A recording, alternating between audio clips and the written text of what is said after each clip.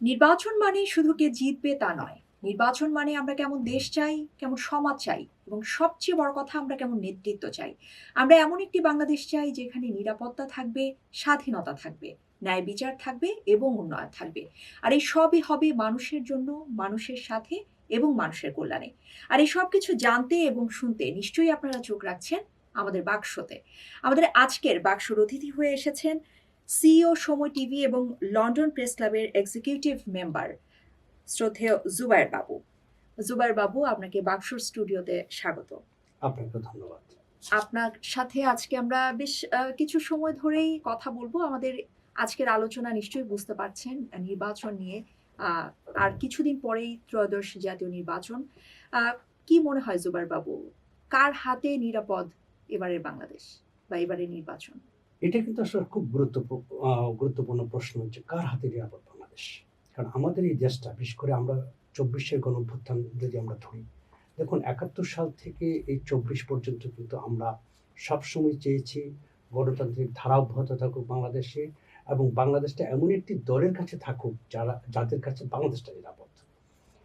দেশটা নিরাপদ মানে যে সার্বভৌমত্ব নিরাপদ তা নয়। আমাদের দেশের সংস্কৃতি, আমাদের দেশে রাজনীতি, আমাদের দেশের অর্থনীতি, সবগুলো বিষয়ের জন্য নিরাপদ থাকবে।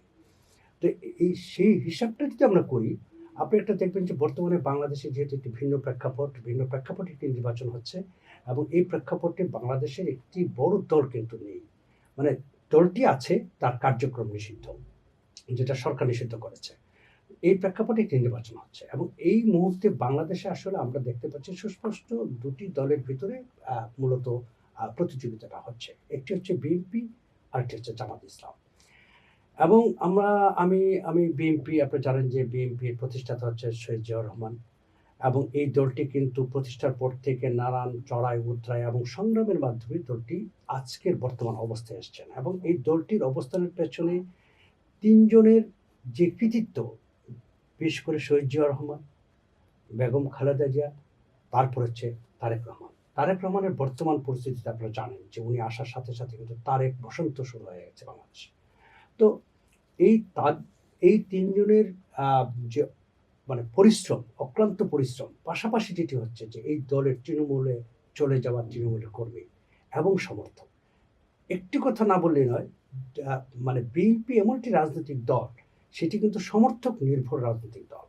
মানে সারা দেশে আপনি যাবেন, হয়তো কর্মী এত পাবেন না, কিন্তু যেটি রয়েছে সমর্থন রয়েছে, সাধারণ মানুষের সমর্থন রয়েছে। এই যে বিএনপির সমর্থনটা কেন? সমর্থনটা একটি কারণে হচ্ছে যে বিএনপির প্রতিষ্ঠাতা জিয়াউর রহমান, যিনি একজন মুক্তিযোদ্ধা, এবং শুধু মুক্তিযুদ্ধ করেননি তিনি মুক্তিযুদ্ধের নেতৃত্ব দিয়েছেন স্বাধীনতার ঘোষণা দিয়ে, এবং এই ঘোষণার মাধ্যমে কিন্তু মানে প্রক্ষান্তরে মুক্তিযুদ্ধ শুরু হয়। এবং এই যে বিষয়টা, এবং এই মুক্তিযুদ্ধের ফলে আমরা স্বাধীন বাংলাদেশ পেয়েছি। আরেকটি দল যেটি বিএনপির ঠিক বিপরীতে এখন কাজ করছে, এবং যেটি সরকার গঠন করতে চাইছে। এখন আমি যদি বলি এই দলটি জামাত ইসলাম কিন্তু বাংলাদেশের সবচেয়ে পুরনো দল হিসাবে, কারণ তাদের প্রতিষ্ঠা হয়েছিল ১৯৪১ সালে, এবং বাংলাদেশে এই মুহূর্তে সবচেয়ে বড় দল হিসাবে জামাত ইসলামী একমাত্র দল যেটি একটি বিদেশি দল। যেই দলটির জন্ম ভারতে, জামাত ইসলাম হিন্দ নাম দিয়ে যে দলটির জন্ম, তারপর জামাত ইসলাম পাকিস্তান হয়েছে, দেন এখন জামাত ইসলাম বাংলাদেশ হয়েছে, বাংলাদেশ জামাত ইসলাম হয়েছে। তো এই যে দলটি, এই দলটির জন্ম কিন্তু হচ্ছে ভারতে, এবং একজন ভারতীয়ের হাতে, একজন ভারতীয় এটার প্রতিষ্ঠাতা, আপনি জানেন মওদুদী।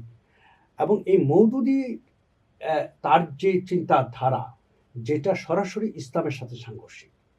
তো সুতরাং এই একটি বিদেশি দলের হাতে আসলে বাংলাদেশ নিরাপদ কিনা, এটা আমাদের ভেবে দেখতে হবে।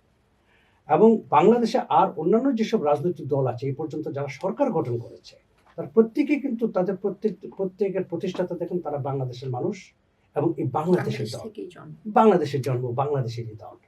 সেখানে ভালো মন্দ সেটা অন্য প্রেক্ষাপট আপনি চিন্তা ভাবনা করা। আওয়ামী লীগ সম্পর্কে আপনি বলতেই পারেন, আওয়ামী লীগ এখন গত ১৭ বছরে আওয়ামী লীগ যে ঘটনাগুলো ঘটিয়েছে একটা দল হিসাবে, যেটি আসলে অকল্পনীয়, যেটা আমাদের ভাবনার বাইরে ছিল।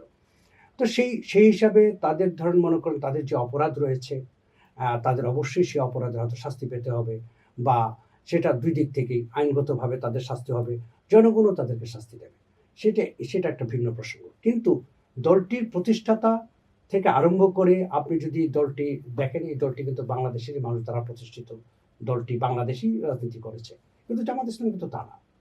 এখন আমি যদি উল্টা প্রশ্ন করি যে জামাত ইসলামের হাতে আসলে কিভাবে বাংলাদেশ নিরাপদ থাকবে, কারণ এখন পর্যন্ত আমি জানি না জামাত ইসলামের ভাষা কি। তাদেরকে দেখেছি বাংলা ভাষা নিয়ে তাদের একটা অ্যালার্জি রয়েছে। তারা বাংলা ভাষার চেয়ে উর্দু বা আরবি এই অন্যান্য ভাষা, অন্য ভিন্ন ভাষা তারা অনেক বেশি তারা যেটাকে বলি যে তারা অনেক বেশি তাদের পছন্দ। হ্যাঁ, ভাষার দিক থেকে, কালচারের দিক থেকে আমরা কিন্তু তাই দেখি, বাঙালি কালচারে তাদের অ্যালার্জি রয়েছে। আমাদের বাংলাদেশের যে বাঙালি কালচারটা রয়েছে, এই কালচারে কিন্তু আমাদের একটা নিজস্ব সক্রিয়তা রয়েছে। তো এবং এই জায়গাটাতে আমরা দেখছি যে তাদের একটা অ্যালার্জি আছে। তো এইভাবে যদি আমি দেখি বাংলা সাহিত্যে তাদের অ্যালার্জি, বাংলা কালচারে তাদের অ্যালার্জি, আমাদের ভাষায় তাদের অ্যালার্জি, তাহলে এই দলটির হাতে বাংলাদেশ, আপনি যেটি বলছেন, প্রথম প্রশ্ন যেটি করেছেন যে বাংলাদেশ আসলে কার হাতে নিরাপদ, বাংলাদেশ বলতে শুধু বাংলাদেশের ৫৫,০০০ বা ৫৬,০০০ বর্গমাইল এলাকা না। বাংলাদেশ বলতে বাংলাদেশের মানুষের কৃষ্টি, কালচার, বাংলাদেশের সমাজনীতি, বাংলাদেশের অর্থনীতি, সব কিছু। তো সেই জায়গাটি যদি আমি বিশ্লেষণ করি, তাহলে দেখবো যে আসলেই বাংলাদেশ এই মুহূর্তে আমি যদি বলি তাহলে সেটা বিএনপির হাতেই আসলে নিরাপদ। জুবাইর বাবু, আপনি যেমনটা বলছিলেন যে বিএনপির হাতেই হয়তো বা নিরাপদ আগামী বাংলাদেশ, সেক্ষেত্রে যদি আপনার কথা প্রসঙ্গে একটা বিষয় যদি একটু পরিষ্কার হতে চাই, যে এক ধরনের তথ্য কিন্তু ছড়ানো হচ্ছে যে ভারতের মাধ্যমে বিএনপি আবারও ক্ষমতায় আসছে, বা বিএনপি ক্ষমতায় আসলে সবচেয়ে বেশি উপকৃত হতে পারে ভারত। তো সেক্ষেত্রে যদি এই তথ্যটা, বা আপনারা যদি মিস ইনফরমেশন বা ডিসইনফরমেশনও বলেন, তাহলে এই তথ্যটা কি একটু পরিষ্কার করা যায় কিনা? বিষয়টা কিন্তু অত্যন্ত দুঃখজনক যে আমাদের বিভিন্ন রাজনৈতিক দলের নাম আসলে বিভিন্ন দেশের নাম আসে, যে একদল পিন্ডির পক্ষে, একদল দিল্লির পক্ষে, একদল আমেরিকায় চায়, আরেক দল চায়নায় চায়। কিন্তু বাংলাদেশ যে একটা সার্বভৌম দেশ, এবং বাংলাদেশের যে তার যে নিজস্ব নীতি রয়েছে, সেটা ফরেন পলিসি রয়েছে, এবং সেটা বাংলাদেশ সবার আগে, এবং বাংলাদেশকে কেন্দ্র করে সেটা কিন্তু একমাত্র বিএনপির। আপনি দেখবেন যে সবসময় আমরা যখন আলোচনা করি, সেই আলোচনাটার ভিতরে আমরা কি দেখি? আমরা দেখি যে একটি দল সবসময় একটু পাকিস্তানপন্থী একটি দল আছে বাংলাদেশে, ভারতীয়পন্থী একটি দল আছে, বর্তমানে যে দলটি নিষিদ্ধ আছে, তার কার্যক্রম নিষিদ্ধ রয়েছে, আর বাংলাদেশে রয়েছে বিএনপি। এবং বিএনপি কিন্তু বরাবরই বাংলাদেশের পক্ষে অবস্থান করেছে। বিএনপি কিন্তু ক্লিয়ারলি বলেছে দিল্লি নয়, পিন্ডি নয়, সবার আগে বাংলাদেশ। তো এই যে তাদের যে পরিস্থিতি, এটা কিন্তু ক্লিয়ার, এটা বিএনপির নেতা জনাব তারেক রহমানের মুখ থেকে অনেকবার কথাটি এসছে। তো সুতরাং সেই জায়গাটা থেকে আমরা যদি বলতে চাই আর কি, সেটা হচ্ছে বিএনপির যে ফরেন পলিসি সেটি কিন্তু ক্লিয়ার, এবং সেটি কিন্তু বিএনপি প্রমাণ করেছে। এটা কিন্তু কথার কথা নয়। বিএনপি কিন্তু ৯১ থেকে ৯৬ ক্ষমতায় ছিল। বিএনপি কিন্তু ২০০১ থেকে ২০০৬ পর্যন্ত ক্ষমতায় ছিল, এবং এই যে বিএনপি যেই সময়গুলো ক্ষমতায় ছিল, সেই সময়ে কিন্তু বিএনপি সারা পৃথিবীর সাথে, প্রত্যেকটি দেশের সাথে কিন্তু সুসম্পর্ক বজায় রেখে বিএনপি কিন্তু তার রাজনীতি করেছে, এবং সেখানেও কিন্তু বিএনপির একটি পলিসি ছিল সবার আগে বাংলাদেশ। সুতরাং বাংলাদেশের বিষয়টি প্রাধান্য রেখেই কিন্তু অন্যান্য আন্তর্জাতিক সম্পর্কগুলো তৈরি করা হয়েছে, যেটি কিন্তু গত ১৭ বছর আমরা দেখেছি পুরো দিল্লির মুখাপেক্ষী হয়ে একটি দল বাংলাদেশকে পরিচালনা করেছে, এবং আরেকটি দল ১৯৭১ সালেই পাকিস্তানপন্থী হয়ে পাকিস্তানের পক্ষ নিয়ে বাংলাদেশে খুন, বাংলাদেশের ধর্ষণ, বাংলাদেশের লুটতরাজ সমস্ত কিছু সম্পন্ন করেছে। তাদেরকে দেখার কিছু নাই কিন্তু আসলে। সুতরাং সেই হিসাবে যদি আপনি চিন্তা করে দেখেন যে আমরা ওই যে এখন নতুন একটা নেগেটিভ হয় না, যে কি নাঙ্গল দেখেছি, নৌকা দেখেছি, কি ধানের শীষ দেখেছি, এখন নতুন কিছু দেখতে চাই। তাদেরকেও আমরা দেখেছি, কিন্তু ৭১ সালে না, আমরা তাদেরকে ১৯৪৭ সালে দেখেছি। 47-এ যখন দেশ ভাগ হয়, আপনারা জানেন দ্বিজাতীয় তথ্যের ভিত্তিতে এই পুরো উপমহাদেশ ভাগ হয়েছিল ধর্মের ভিত্তিতে, যে দুটি আলাদা রাষ্ট্র ব্যবস্থা চেয়েছিল সবাই। সেটি হচ্ছে মুসলমানদের জন্য একটি রাষ্ট্র ব্যবস্থা, হিন্দুদের জন্য একটি রাষ্ট্র ব্যবস্থা, এবং সেখানে কিন্তু একটি দল চরম বিরোধিতা করে মুসলমান রাষ্ট্রের বিরুদ্ধে, সেটি হচ্ছে জামাত ইসলাম। তো সুতরাং মুসলমান রাষ্ট্রের বিরুদ্ধে অবস্থান নেওয়া মানে হচ্ছে মুসলমানদের বিরুদ্ধে অবস্থান নেওয়া, ইসলামের বিরুদ্ধে অবস্থান নেওয়া। তার মানে হচ্ছে জামাত ইসলাম কিন্তু আমরা দেখেছি 1947 সালেই তারা ইসলামের বিরুদ্ধে অবস্থান নিয়েছে।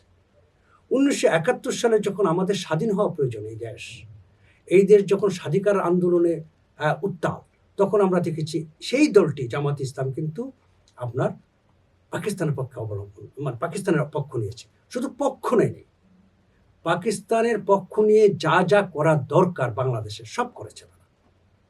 এই দেশের মানুষকে হত্যা করেছে, লক্ষ লক্ষ মানুষকে হত্যা করেছে, লক্ষ লক্ষ মানুষের মা বোনের ইজ্জত তারা নষ্ট করেছে, মানুষের বাড়ি লুটপাট করেছে, বিশেষ করে হিন্দুদের বাড়ি ঘর জ্বালিয়ে দেওয়া, পুড়িয়ে দেওয়া, লুট করা, সব তো এই জামাত ইসলাম করেছে।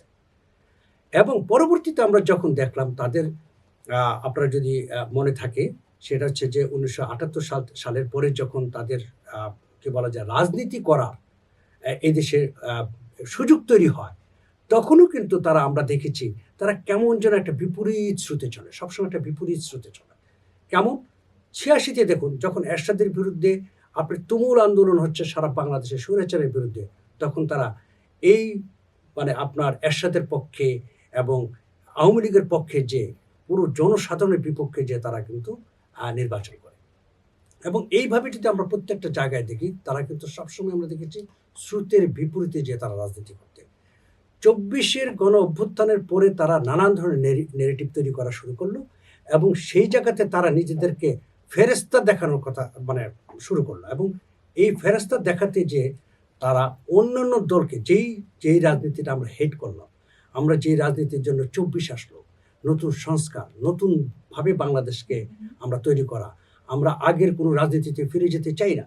আপনি যদি দেখেন যে মানে আগের যে রাজনীতিটা ছিল, যে কাদা ছোড়াছুড়ির রাজনীতি, একে অপরকে মানে বিভিন্নভাবে অভিযোগ করার রাজনীতি, সেই জায়গাটাতে কিন্তু আমরা বেরিয়ে যেতে চেয়েছিলাম। কিন্তু কে শুরু করলো? এই জামাত ইসলাম। একদম ডে 1 থেকে আমার স্পষ্ট মনে আছে, 5 তারিখ যেদিন আপনার দেশ পুনরুদ্ধার হয়, সেই দিন থেকে কিন্তু জামাত ইসলাম নেমে পড়লো হচ্ছে বিএনপির বিরুদ্ধে। কেন? বিএনপি তো একটা কথা বলেনি জামাত ইসলামের বিরুদ্ধে। এই যে একটা মানে স্রোতের বিপরীতে যাওয়া রাজনীতি, সেটা কিন্তু জামাত ইসলাম করেছে। সুতরাং আপনি যে কথাটি বললেন যে বিএনপি অন্য কোনো দল দেশের সহযোগিতায় বিএনপি সরকার গঠন করবে, এটা আমার মনে হয় ঠিক না। এটা একটা আওয়ামী নেরেটিভ, এবং এই আওয়ামী নেরেটিভটাই আসলে প্রচার করছে জামাত। জামাত বর্তমানে কিন্তু আওয়ামী লীগের মুখপাত্র হিসেবে কাজ করছে। সেই ক্ষেত্রে যদি আরেকটা প্রশ্ন আপনাকে করতে চাই, খুবই প্রাসঙ্গিক, যে বিভিন্ন ধরনের মিস ইনফরমেশন, ডিসইনফরমেশন, মানুষকে বিভ্রান্ত করার জন্য বিভিন্ন ধরনের ফটোকার্ড এবং ডিজিটালি হ্যারাস করার যে ব্যাপারটা, এটা কিন্তু এবারের নির্বাচনী প্রচারণায় খুব বেশি দেখা যাচ্ছে, এবং বিভিন্নভাবে বিভিন্ন প্রার্থীরা কিন্তু অভিযোগ করেই আসছেন যে তারা ডিজিটালি হ্যারাস হচ্ছেন। সেই সাথে গণমাধ্যম কর্মী এবং যারা তৃণমূলে কাজ করছেন তারাও কিন্তু এই ধরনের অভিযোগ আনছেন প্রায়। তো এই যে ডিজিটাল হ্যারাসমেন্ট এবং এক ধরনের মব তৈরি করে ডিজিটালি অ্যাটাক করার যে ব্যাপারটা, এবং সামনের দিনে হয়তোবা নির্বাচন যত ঘনিয়ে আসছে তত আরো এটা হয়তোবা বেশি হবে, এটা নিয়ে কি কোনো ধরনের কোনো কিছু আপনি বলতে চান কিনা? কারণ আপনাকে আমরা দেখেছি আপনি যে নর্থ সাউথের একটা সেমিনারে এটা নিয়ে কথা বলেছেন।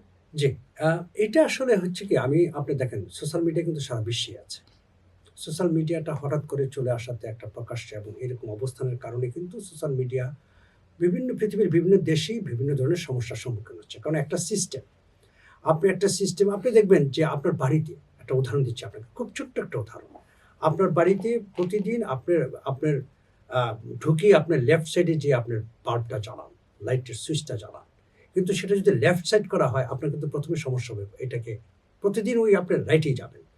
তো একটা সিস্টেম যখন চেঞ্জ হয়, সেটা কিছু সমস্যা তৈরি হয়। এবং এই যে বর্তমানে যে গণমাধ্যমের যে অবস্থাটা, এই গণমাধ্যমের পাশাপাশি মানে যেটা হচ্ছে যে সামাজিক যোগাযোগ মাধ্যম, এই সামাজিক যোগাযোগ মাধ্যমটা হঠাৎ করে পৃথিবীতে চলে আসাতে অনেক দেশ সেটা সেভাবে নিতে পারেনি। আপনি দেখেন এই সমস্যাটা কিন্তু ইউরোপে নাই, এই সমস্যাটা কিন্তু আমেরিকাতেও সেভাবে প্রকট নাই, কিন্তু এটা বাংলাদেশে কোনো প্রকট সমস্যা। এই যে আপনি ডিসইনফরমেশন, মিস ইনফরমেশন করে বলেছেন, বাংলাদেশ এই মুহূর্তে বিশ্বের সবচেয়ে বেশি ডিসইনফরমেশন ছড়ানো হয় এই মুহূর্তে, এই নির্বাচনকে কেন্দ্র করে।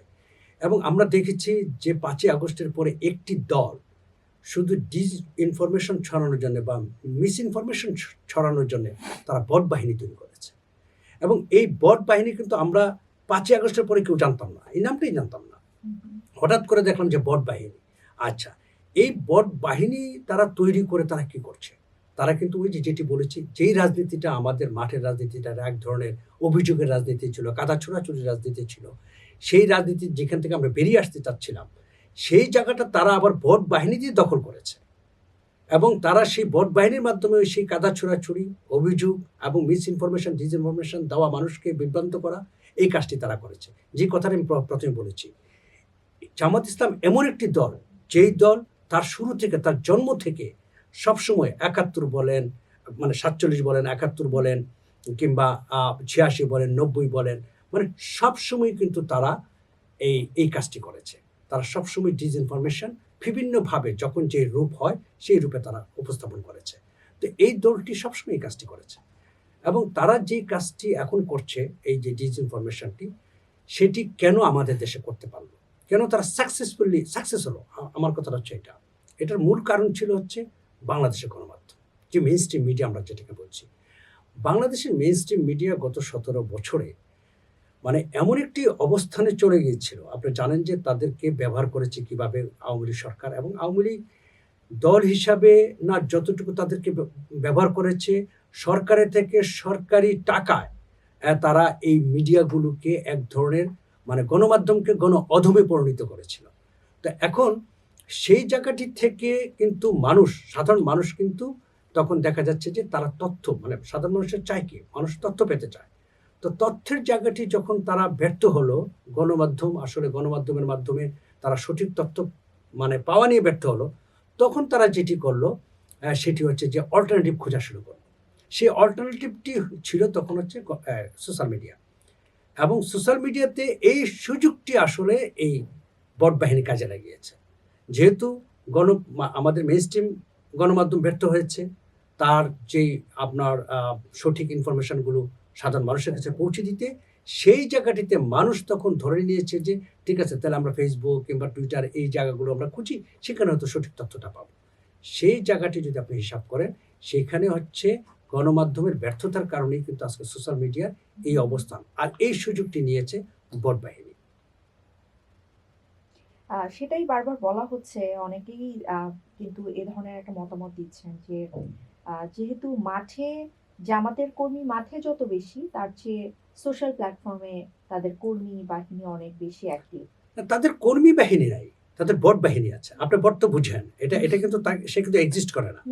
আপনাকে যে লাইক দিচ্ছে, ফেক অ্যাকাউন্ট, আপনাকে যে লাইক দিচ্ছে এবং বারবার আপনাকে যে একই কমেন্ট আপনাকে কমেন্টস করছে, সে কিন্তু এক্সিস্টই করে না। তো এই যে মানে তার মানে হচ্ছে যে ফেসবুকে যদি মানে ভোটাভুটিটা হইতো, তাহলে বোধ হয় জামাত আজকে একটা খুব ভালো অবস্থানে থাকতো, তাতে আমার কোনো সন্দেহ নাই। তারপরেও বিএনপির পক্ষে যারা লেখালেখি করছে, লাইক দিচ্ছে, তারা কিন্তু এক্সিস্ট করে। আপনাকে খেয়াল করতে হবে, এগুলো কিন্তু অর্গানিক, হ্যাঁ অর্গানিক। এবং আপনি দেখেন যে জামাতের যত লাইক কমেন্টস যাই বলেন না কেন, সেটার পার্সেন্টেজ হচ্ছে মানে মোর দেন 80% হচ্ছে বট। তাদের 80%-এর উপরে বট।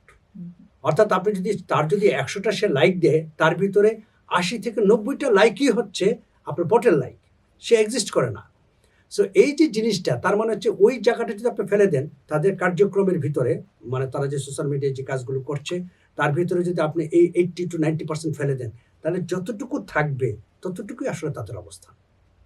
তো সুতরাং এটা কিন্তু আমরা একদম ক্লিয়ারলি বুঝতে পারি যে আসলে তাদের অবস্থানটা কি। আসলে আরেকটি বিষয় যদি একটু জানতে চাই জুবাইর বাবু, বলা হয় কিন্তু যে 14, 18 এবং 24-এর ইলেকশনে স্টেট মেকানিজম ব্যবহার করে কিন্তু বিভিন্নভাবে ইলেকশনকে ম্যানিপুলেট করা হয়েছে এবং আমরা সেটা দেখেছি। এবারের নির্বাচনে প্রশাসনকে কতটা নিরপেক্ষ মনে হয়? না, প্রশাসনটা দেখুন, এই যে বর্তমান যে সরকার রয়েছে, এই সরকারটি আসলে একটি ইন্টারিম গভর্নমেন্ট, তাই তো? এবং এই সরকারের কিন্তু আসলে সেইভাবে সক্ষমতা নাই।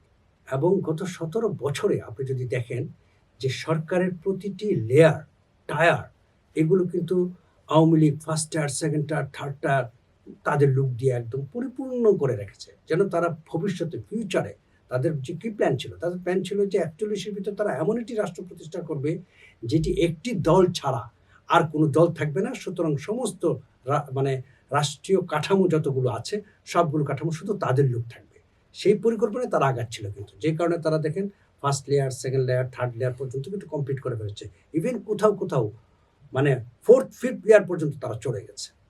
তো সেই জায়গাটাতে এই সরকার যখন আসলো, এটা তাদের জন্য একটু বিপদ, যে এই এত লুকস মানে চেঞ্জ করে নতুন লুক স্থাপন করাটা কঠিন ছিল।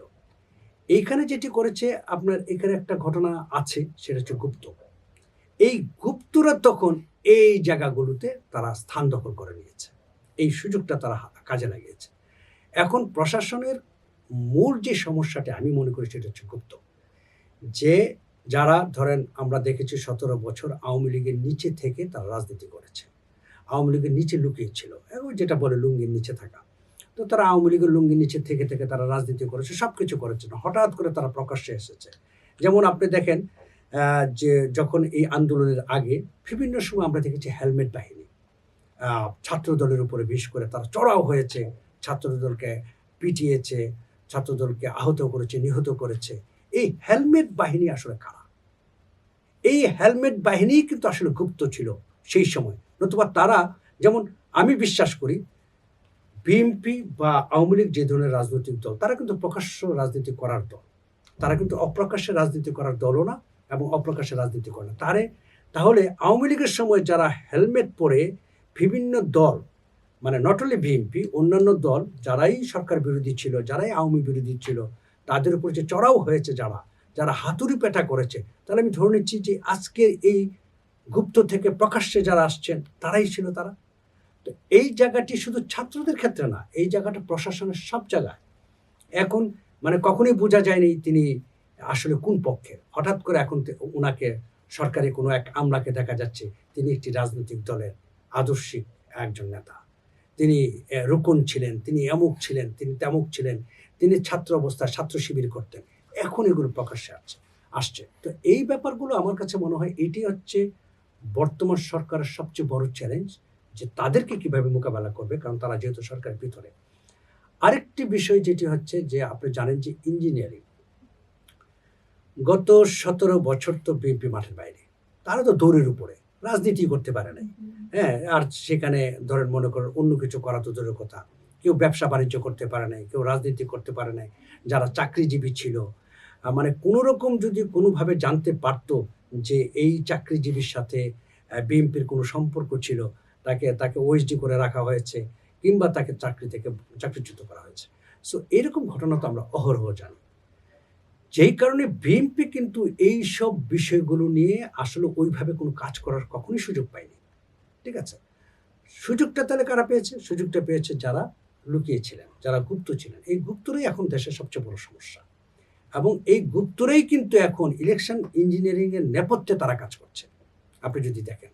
এবং এই যে একটি ব্যালট, যেটি হচ্ছে যে আপনি জানেন প্রবাসীদের যে ব্যালট পেপারটি দেওয়া হয়েছে, অত্যন্ত গুরুত্বপূর্ণ। আমি জানি না এটার এখন পর্যন্ত এটার এগেইনস্টে সরকার কি করেছে। যারা এইটার সাথে জড়িত ছিল, যারা এই প্ল্যানটা করেছে, যেই আপনার কমিশনার আন্ডারে এই প্ল্যানগুলো হয়েছে, তারা সহ প্রত্যেকদের পানিশমেন্ট দেওয়া উচিত ছিল। They should be sacked. অথচ আমরা কি দেখলাম? আমরা কিন্তু এখন পর্যন্ত জানি না তাদের বিরুদ্ধে কোনো অ্যাকশন নেওয়া হয়েছে কিনা। সো এই জায়গাগুলো আমাদের কনসার্ন, যে এইভাবে যদি চলতে থাকে, কারণ আমরা সবাই সাধারণ মানুষ যারা, আমরা চাই বাংলাদেশের একটি সুষ্ঠু একটি নির্বাচন হোক। কারণ সুষ্ঠু নির্বাচন হলে পরে গণতন্ত্র সুস্থ থাকবে। আমরা যদি গণতন্ত্রকে সুস্থ দেখতে চাই, তাহলে সুষ্ঠু নির্বাচন হতে হবে। নির্বাচন যদি সুষ্ঠু না হয়, তাহলে অসুস্থ গণতন্ত্র হবে, আবারও একটা ফ্যাসিস্ট আসবে। তো সুতরাং সেটা তো আমরা চাই না। এত রক্তের বিনিময়ে যে ফ্যাসিস্টকে গত 5ই আগস্ট আমরা বিদায় করেছি এই বাংলাদেশ থেকে, এরকম আবারও একটি আন্দোলন হোক, আবারও সাধারণ মানুষ প্রাণ দেখ, এটা তো নিশ্চয়ই সাধারণ মানুষ কামনা করে না। সুতরাং সেই জায়গাটা থেকে আমি বলতে পারি যে সরকারের ভেতরে এখন পর্যন্ত যারা ঘাপটি মেরে গুপ্ত অবস্থায় বা সুপ্ত অবস্থায় কিংবা প্রকাশ্যে যারা এখন কোনো দলের আছেন, সেই জায়গাটি সরকারকে দেখতে হবে। তাদেরকে এরকম কোনো পজিশনেই রাখা যাবে না যেই পজিশনে তারা ইলেকশন ইঞ্জিনিয়ারিং করতে পারবে। এবং কারণ তারা দেখেন তারা কিন্তু ১৭ বছর ছিল, আওয়ামী লীগ কী করেছে, কীভাবে করেছে, ইভেন অনেকে হয়তো আওয়ামী লীগের এই মানে ইঞ্জিনিয়ারিংয়ের সাথে জড়িতও ছিল, সলা পরামর্শ দিয়েছেন। আওয়ামী লীগ থেকে অনেক কিছু তারা শিখেছেন, তারা অভিজ্ঞ এখন। হ্যাঁ, এবং এই অভিজ্ঞতা নিয়ে তারা হয়তো বা দেখা যাবে যে এই নির্বাচনে তারা আপনার তাদের অভিজ্ঞতা কাজে লাগাতে পারে। সুতরাং সেই জায়গাটি অবশ্যই আমরা একটু শঙ্কায় আছি, সরকার আসলে কি করবে বা কিভাবে সেটাকে ট্যাকেল দেবে। জুবাইর বাবু ভাই, আপনি সম্প্রতি সিইও হয়েছেন সময় টিভির।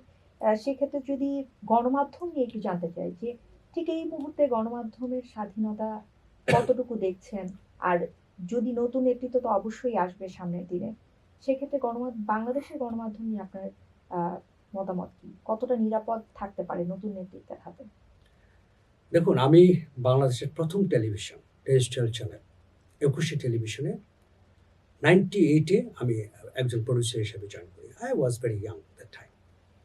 তো সুতরাং এই গণমাধ্যমের সাথে আমার সম্পর্কটা কিন্তু অলমোস্ট ৩০ বছর। তার ভিতরে আমি ২৩ বছর কাজ করেছি বিশ্বের বিভিন্ন গণমাধ্যমে। লন্ডন থেকে আমি বিভিন্ন গণমাধ্যমে কাজ করেছি, যে কারণে আমি বিশ্বের গণমাধ্যমগুলো কিভাবে চলে, বাংলাদেশের গণমাধ্যম কিভাবে চলে, দুটো সম্পর্কে কিন্তু আমার একটি ধারণা আছে। এখন বাংলাদেশের গণমাধ্যমকে যদি আপনি সত্যিকার অর্থে আপনি যদি স্বাধীন রাখতে চান, গণমাধ্যমের অনেকগুলো বিষয় আছে, এই বিষয়গুলোকে আপনাকে আগে ফয়সালা করতে হবে। নাম্বার 1, গণমাধ্যমকে এমন একটি জায়গায় আনতে হবে যেখানে তার যেমন দায়িত্বশীল জায়গাটা থেকে দায়িত্বটা পালন করার ক্ষমতা থাকতে হবে, স্বাধীনতা থাকতে হবে, আবার তার জবাবদিহ থাকতে হবে। পৃথিবীতে আপনি উন্নত বিশ্বগুলোতে, আপনি ইংল্যান্ড বলেন বা স্ক্যান্ডিনেভিয়ান কান্ট্রিগুলো যদি বলেন যেখানে গণতন্ত্র খুবই মজবুত, সেই সব দেশগুলোতে যদি আপনি দেখেন সেইখানকার গণতন্ত্র কিন্তু মানে বিশেষ করে গণমাধ্যম কিন্তু সাংঘাতিক রকম ভাবে বলা যায় যে নজরদারিতে থাকে হচ্ছে আপনার বাংলাতে যেটা আমরা বলি স্বায়ত্তশাসিত একটি প্রতিষ্ঠান দ্বারা। বাংলাদেশের গণমাধ্যম একদিকে যেমন ধরেন তাদের দেখভাল করার কেউ নেই, মানে বাপ মানায় গণমাধ্যমের, আবার পাশাপাশি এই গণমাধ্যমকে মানে গণমাধ্যমের যারা মানে কি বলা যায় যে যারা ক্লায়েন্ট, হ্যাঁ, গণমাধ্যমের ক্লায়েন্ট কারা? দর্শকরা, তাই না? সাধারণ মানুষ। তো তাদেরও দেখভাল করার কেউ নেই। এখন একটি গণমাধ্যম আমি একটি ডিসইনফরমেশন করলাম কিংবা মিস ইনফরমেশন করলাম আমার গণমাধ্যমের মাধ্যমে, তাহলে এটা যেমন আমার জবাবদিহি করতে হবে এজ এ গণমাধ্যম, পাশাপাশি একজন দর্শক সে যদি মনে করে যে তার কোনো একটি অনুষ্ঠান বা কোনো একটি সংবাদ পরিবেশনের মাধ্যমে সে কিংবা তার গোষ্ঠী কিংবা ধরেন মনে করেন এথনিক মাইনরিটি থাকতে পারে, অনেকেই থাকতে পারে, যে তার বিরুদ্ধে গিয়েছে এবং সেই জায়গাটা থেকে সে আসলে কমফোর্ট ফিল করে নাই, তাহলে তার জায়গাটাও রাখতে হবে, সেটা যেন কমপ্লেন করতে পারে এবং সেটা যেন সরকার বিচার করতে পারে। সুতরাং আমি মনে করি একটা গণমাধ্যমের জন্য একটি স্বাধীন গণমাধ্যম কমিশন তৈরি করা উচিত, যে কমিশনের মাধ্যমে কমিশনের আইনে গণমাধ্যম চলবে এবং এই গণমাধ্যমের আন্ডারে শুধুমাত্র একটি দুটি গণমাধ্যম না, সমস্ত গণমাধ্যম, সেটা চলচ্চিত্র বলেন, সেটা টেলিভিশন বলেন, পাবলিকেশন বলেন, সোশ্যাল মিডিয়া বলেন, ওটিটি বলেন, এনিথিং, সব কিছু সমস্ত কিছু একটা জায়গায় ওয়ান স্টপ সার্ভিস হতে হবে। যদি ওয়ান স্টপ সার্ভিস আমরা তৈরি করতে পারি গণমাধ্যমের জন্য, তাইলেই কিন্তু এই ধরনের সলিউশনগুলো অনেকাংশে কমে যাবে। এটি একটি। 2 নম্বর হচ্ছে বাংলাদেশকে আমরা দেখেছি অতীতে যে গণমাধ্যমগুলো আমরা কাদেরকে দিয়েছি, আমরা গণমাধ্যম দিয়েছি হচ্ছে বিভিন্ন বড় বড় কোম্পানিগুলোকে। এই জায়গাটাতে বেরিয়ে আসতে হবে, কারণ একটা কোম্পানির মালিক যখন, আমি উদাহরণটা একটু অন্যভাবে দিই, যে গণমাধ্যম হচ্ছে অনেকটা লাঠির মতো, লাঠি।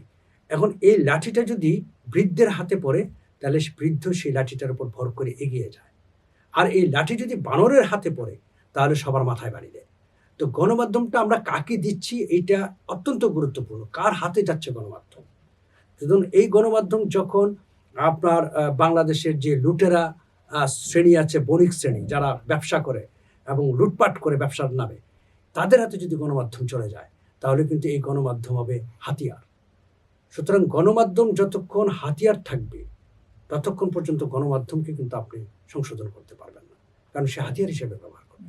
সুতরাং গণমাধ্যম আমি মনে করি গণমাধ্যম কর্মীদের হাতে থাকতে হবে, যারা এটাকে ভালোবাসে, তারা তাদের কাজটাকে ভালোবাসে এবং তারা আসলেই সংবাদটি কিংবা বিনোদন যাই বলি না কেন সেটি সাধারণ মানুষের জন্য করতে চায়, মানুষের জন্য এই কাজটি করে তারা। সেক্ষেত্রে সামনের দিনে নতুন নেতৃত্ব যদি আমরা চিন্তা করি, তাহলে গণমাধ্যমের স্বাধীনতা কতটুকু নিশ্চিত করা সম্ভব? অফকোর্স করা সম্ভব, এটা তো রকেট সায়েন্স না। দেখুন, আমি একটি যদি উদাহরণ দিই, যুক্তরাজ্যের হচ্ছে Ofcom, office of communication. Office of কমিউনিকেশনটা কিন্তু এমন একটি জায়গা যেখানে মানে দুজনের জন্য, দুপক্ষের জন্য, যারা গণমাধ্যম ব্রডকাস্টার কিংবা পাবলিশার তাদের জন্য তারা কাজ করে, আবার যারা দর্শক কিংবা শ্রোতা তাদের জন্য কাজ করছে, সবার জন্যই কাজ করবে। এমন একটি মাধ্যম থাকতে হবে যে মাধ্যমে সবাই একসাথে কাজ করতে পারবে। অর্থাৎ একটি মানে শুধু এক পক্ষের জন্য নয়, গণমাধ্যম মানে ধরুন আমি যে কথাটি বলছি যে স্বাধীন একটি কমিশন কেন তৈরি করার দরকার, এই কমিশনটি এই কারণে দরকার, এটা মাত্র শুধু গণমাধ্যমের জন্য না, যে দর্শক তারও তো কথা আছে, তারও তো অভিযোগ থাকতে পারে, তার অভিযোগটা কে দেখবে, তার অভিযোগটা আমলে নিয়ে কে সেটা সমস্যার সমাধান করবে। তো সুতরাং আমি মনে করি এগুলো সব কিছুই সম্ভব আইন দিয়ে, এবং এমনভাবে আইনগুলো করা উচিত যেন দুপক্ষের পক্ষেই আইনটি যায় এবং কেউ যেন আপনি বলতে না পারে যে আমি বিচার পাইনি, বিচারটা যেন সঠিক হয়।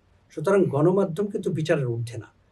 স্বাধীনতা মানেই না যে আপনি মিথ্যা বলে পার পেয়ে যাবেন, স্বাধীনতা মানেই না যে আপনি মিস ইনফরমেশন করবেন, ডিসইনফরমেশন করবেন, স্বাধীনতা মানেই না যে গণমাধ্যমে যা খুশি তা আপনি দেখাবেন, স্বাধীনতা মানেই না আপনি যা খুশি তা বলবেন।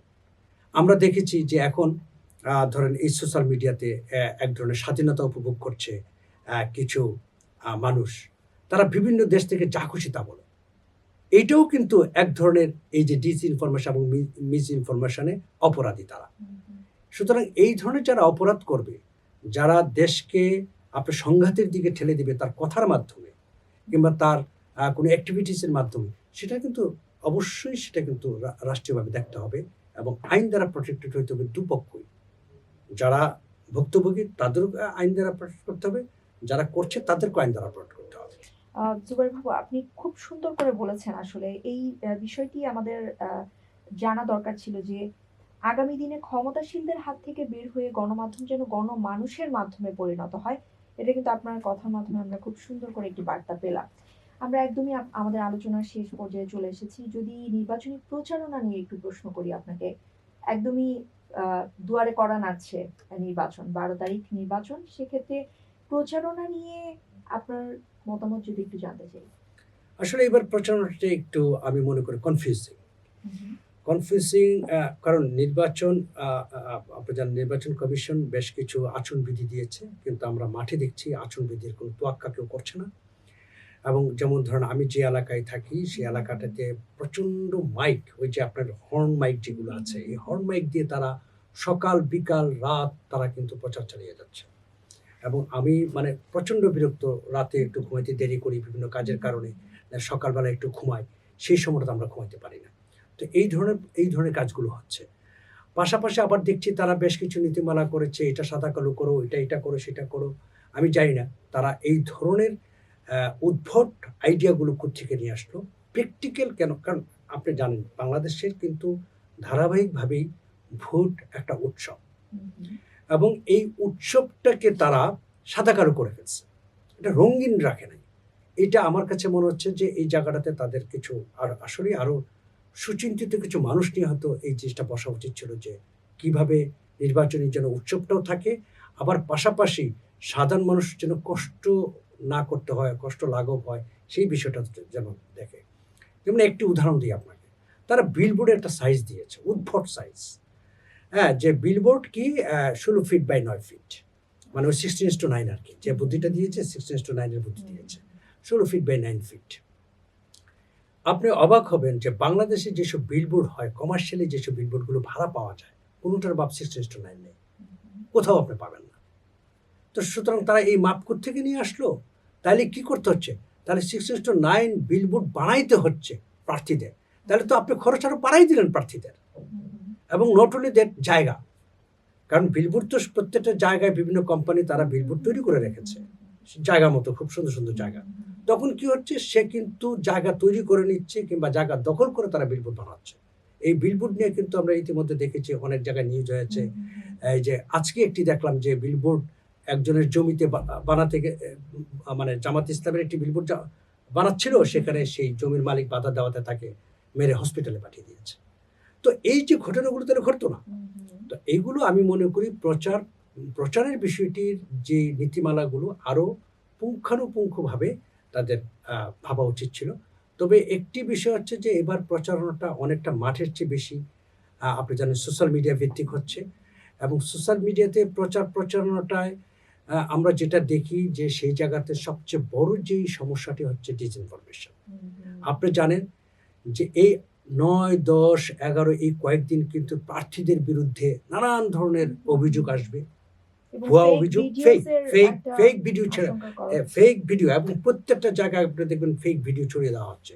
সুতরাং আমি মনে করি একজন মানে মিডিয়া কর্মী হিসাবে যারা আমাদের যারা দর্শক রয়েছে তারা অবশ্যই এই ফেক ভিডিও বিশ্বাস করবেন না, ফেক আপনার এই যে কার্ডগুলো বিশ্বাস করবেন না, ফটো কার্ড যেগুলো তৈরি করা হচ্ছে, তারপরে এআই ভিডিও, তারপর ভিডিও ট্যাম্পারিং। এটা সবচেয়ে মারাত্মক, যেটা ভিডিও ট্যাম্পারিং, যেটা হচ্ছে যে আপনার অরিজিনাল মানে ফুটেজের উপরে ট্যাম্পারিং করে একটা কিছু ঢুকিয়ে দেওয়া। সো এই জিনিসগুলো আপনারা বিশ্বাস করবেন না।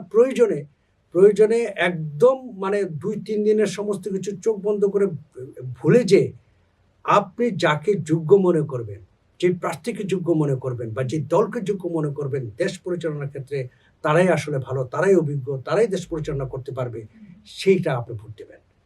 সুতরাং এই যে মানে যেই ধরনের ডিসইনফরমেশন বা মিসইনফরমেশন হবে বা হচ্ছে, এইগুলো প্রটেক্ট করার মতো আসলে এক নম্বর হচ্ছে সরকার হয়তো প্রটেক্ট করতে পারতো, কিন্তু সরকার সে ক্ষমতা নেই। আবার সরকার বন্ধ করে দিতে পারবে না, ফেসবুক বন্ধ করে দিলাম 4-5 দিনের জন্য, সেটাও পারবে না, সেটা উচিত না আমি মনে করি। সুতরাং সেই জায়গাটি থেকে আমি মনে করি এটা দায়িত্বটা হচ্ছে যারা ইউজার, আমরা যারা ফেসবুক, টুইটার কিংবা অন্যান্য ইয়াগুলো ইউজ করি, তারা সচেতন থাকতে হবে যে এইসব ডিসইনফরমেশন, মিসইনফরমেশন শেয়ারের ক্ষেত্রে, লাইক কমেন্টসের ক্ষেত্রে যদি আপনি মনে করেন যে এইটা একটা ডিসইনফরমেশন, এটা একটা মিসইনফরমেশন, এটি ভুয়া গুজব, তাহলে সাথে সাথে আপনি যেটি করবেন, আপনি রিপোর্ট করে দেবেন ফেসবুকে। এটি আপনার নৈতিক দায়িত্ব, আমি মনে করি এটা নাগরিক দায়িত্ব। যখন আপনি সেটি করবেন তাহলে সেটা রিচ কমবে, সেটা কম মানুষের কাছে পৌঁছাবে। এটা খুব গুরুত্বপূর্ণ একটা তথ্য দিয়েছেন। আমার কাছে মনে হয় যে এখন আসলে ডিজিটাল লিটারেসিও কিন্তু বেড়েছে। মানুষ এখন অনেক বেশি বুঝে, মানুষ অনেক বেশি সচেতন। বিভিন্ন ধরনের ডিসইনফরমেশন, মিসইনফরমেশন যেগুলোই ছড়াক, এবং ভিডিও টেম্পারিং এর কথা যেটা বলছেন, এখন কিন্তু সাধারণ মানুষ সেটা দেখলেই বুঝতে পারে আসলে যে এআই দিয়ে অনেক সময় বুঝে না, কেন আমি বলি আপনাকে, যেমন ভিডিও ট্যাম্পারিংটা বোঝা একটু কঠিন, হ্যাঁ, কারণ এটা তো অরিজিনাল ভিডিওর উপর করা হয়, এটা বোঝাটা কঠিন। আরেকটি বিষয় হচ্ছে যে যেমন ধরুন এআই ভিডিওটাকে যদি ধরুন মনে করেন তারা এমনভাবে তৈরি করে, সেটা রেজুলেশন লটাও করে দেখতে অরিজিনালের মতো করে তারা যখন ছেড়ে দেয়, সাধারণ মানুষের পক্ষে বোঝাটা এটা বুঝবো আমি, আপনি হয়তো বুঝতে পারি যে এটা এআই বা এই প্রসঙ্গটাই তো আসলে আসেই না। তো এই ধরনের বিষয়গুলো অনেক সময় আমরা হেডলাইন দেখেই বুঝতে পারি যে এটা একটা ভুয়া হেডলাইন, প্রান্তিক লেভেলে তো তারা বুঝবে না। তো সুতরাং ওরা ওই প্রান্তিক লেভেলের আপনার মানুষদেরকে বিভ্রান্ত করতে চায়। তারা কিন্তু আমাকে আপনাকে তারা টার্গেট করে না, তারা টার্গেট করে প্রান্তিক লেভেলের মানুষকে।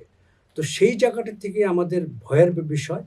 আর আবার একটা আশাও আছে, সেটা হচ্ছে যে আপনি জানেন যে নিউ জেনারেশন, যারা মানে আমরা এই যে নতুন যে জেনারেশনটা রয়েছে এবং 4 কোটির মতো ভোটার রয়েছে, জেন জিরা যারা আছেন, তারা কিন্তু অনেক সচেতন, এবং এটা একটা বিশাল বড় পার্সেন্টেজ এখন ভোটের মাঠে, এবং তারা কিন্তু অনেক অ্যাওয়ার এসব বিষয়গুলোতে, তারা কিন্তু এসব জানে, বুঝে, এবং তারা সঠিকটা জেনেই তারা কিন্তু ভোটটা দেবে।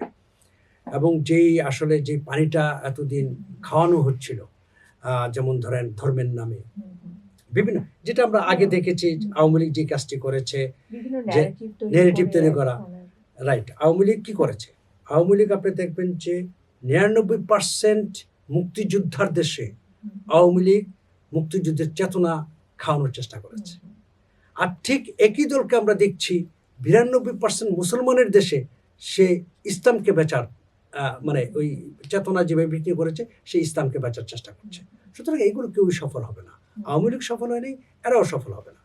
সেই ক্ষেত্রে আমি বলবো যে ইয়েস, সাধারণ যারা ইউজার রয়েছে ফেসবুক মানে সোশ্যাল মিডিয়া, তো তারা অবশ্যই এই ব্যাপারটা দেখবেন, তারা সচেতন থাকবেন যেন এই ধরনের মিস ইনফরমেশন ডিসইনফরমেশন কেউ না করতে পারে। এবং জুবাইর বাবু আপনি খুবই সুন্দর একটা কথা বলেছেন। আমিও যদি একটু দর্শকদের উদ্দেশ্যে বলি যে নির্বাচনের একদম শেষের দিকে অর্থাৎ ৯, ১০, ১১ তারিখে কিন্তু বিভিন্নভাবে সোশ্যাল প্ল্যাটফর্মে মানুষকে বিভ্রান্ত করার জন্য বিভিন্ন তথ্য ছড়ানো হতে পারে। সেক্ষেত্রে আপনি অবশ্যই সচেতন থাকবেন এবং সচেতন থেকে বুঝে শুনে আপনার পছন্দের এবং যার উপরে আসলে আপনি নির্ভর করতে পারেন এ ধরনের প্রার্থী এবং এ ধরনের দলকে আপনি আপনার নিজের মূল্যবান ভোটটা দিবেন।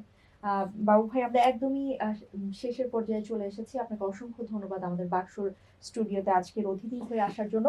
আমি একটু বিদায় নিয়ে নিই। বাকসুর স্টুডিও থেকে আজকের মতো এ পর্যন্তই। আমাদের আগামীর বাকসুর স্টুডিওতে আবারও কোনো নতুন অতিথি নিয়ে আমরা হাজির হব। সে পর্যন্ত আমাদের সাথেই থাকবেন।